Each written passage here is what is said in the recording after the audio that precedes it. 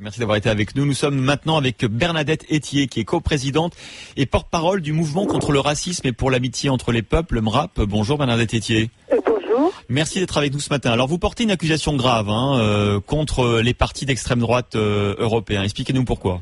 Écoutez, vous choisissez d'utiliser le mot accusation grave. Pour nous, c'est une analyse politique. Ce n'est pas une accusation. Nous faisons l'analyse politique depuis fort longtemps. Ce n'est pas d'aujourd'hui, mais évidemment, aujourd'hui, elle est particulièrement nécessaire, vu l'horreur des événements qui sont produits en Norvège. Et cette analyse est que partout en Europe, il y a un terreau favorable au rejet de l'étranger pour des motifs divers, particulièrement le rejet des musulmans, et on retrouve cette idéologie dans ce qui a poussé à l'acte le fameux meurtrier Anders Behring Breivik. Alors Marine Le Pen, la présidente du Front National français, vous accuse. Elle dit que vous récupérez l'événement et que vous voulez faire progresser votre combat militant. Marine Le Pen explique que le Front National est parfaitement étranger à la tuerie norvégienne, une tuerie qui est l'œuvre d'un déséquilibré solitaire et qui devrait être châtié de façon impitoyable. Voici ce qu'elle dit. Oui, j'ai effectivement son communiqué sous les yeux. Nous n'avons jamais accusé Marine Le Pen elle-même ni le Front National à l'instant d'avoir été l'inspirateur direct de cet acte absolument effroyable, mais dire par ailleurs, comme elle le dit, que c'est l'acte d'un déséquilibré isolé, c'est ne pas tenir compte de ses propres déclarations et de sa propre histoire. De toute façon, pour l'instant, nous ne connaissons de sa propre histoire que ce qui a été rendu public en Norvège. Nous verrons ce qui sera rendu public après l'audience d'aujourd'hui. Mais enfin, il y a plus que fort à parier. Il y a toute certitude que ce climat délétère de l'Europe entière, il faut bien dire de l'Europe entière, pas seulement de la France, le Front National, de toute façon, ne s'arrête pas à Marine Le Pen et à son élection à la présidence. Il remonte à bien avant. Il y avait d'autres personnes qui avaient des discours certainement beaucoup plus musclés que Marine Le Pen pour des raisons politiques. Ça rentre dans notre analyse politique, j'insiste là-dessus. Et par ailleurs, nous savons aussi qu'il y a dans toute l'Europe des mouvements d'extrême droite, populistes ou peu importe le titre qu'ils souhaitent se donner, qui prônent la haine de l'étranger sous des formes diverses.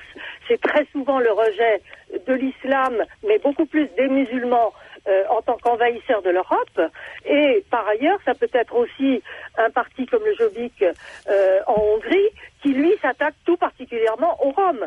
Mais c'est partout la même haine, le même rejet de l'autre différent qui est perçu comme une menace pour l'identité nationale. Et ça nous amène également à mentionner le fait que dans ce terreau sont responsables pas seulement les partis d'extrême droite, parce que ça c'est pour nous une évidence, pas seulement pour nous, pour tous les analystes qui se penchent sur ce problème depuis fort longtemps, mais aussi cela nous montre que les mêmes arguments, à un degré divers, de façon diverse, s'appliquent aussi aux droites extrêmes qui, elles, ne sont pas des partis ni extrémistes, ni fascisants, ni etc., mais qui prônent néanmoins le même rejet de l'étranger. Mais Bernadette Etier, vous n'avez pas peur d'être un petit peu caricatural, parce que c'est aussi le parcours manifestement d'un individu peut-être un peu déséquilibré, marginal, qui jouait à des jeux vidéo violents, qui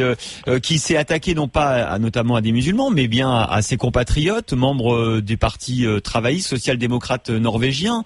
Donc est-ce que c'est pas un petit peu caricaturé de dire que c'est par ses convictions, peut-être lui se définit comme un chrétien fondamentaliste, Oui, absolument. Mais on n'a pas dit ni écrit que c'était ses convictions qui étaient tirées directement des mouvements d'extrême droite ou de droite extrême, mais nous avons dit qu'il s'était nourri d'un terreau. C'est cela que nous passons notre temps à dire, à préciser, à répondre à ceux qui nous interrogent. C'est un terreau politique qui fait que le passage à l'acte, à un moment donné, dans le cas d'un esprit déséquilibré, ça semble assez évident que c'est un esprit déséquilibré. Sauf que tout à l'heure, on avait un psychiatre avec nous qui nous disait que c'était pas évident qu'il soit déséquilibré, que la construction depuis des années de son crime relevait quand même une grande maîtrise psychologique. Il peut y avoir des maladies graves du psychisme humain qui n'empêche pas une très forte organisation de la personnalité. Parfois même, cette organisation fait partie de la pathologie. Mais nous, on ne s'est pas placé là-dessus. C'est pas notre domaine. C'est aux médecins, aux psychiatres, aux spécialistes de se prononcer. Ça sera également à la justice norvégienne, en tout premier lieu, de dire de quoi il retourne en fonction de l'enquête de la police qui est en cours.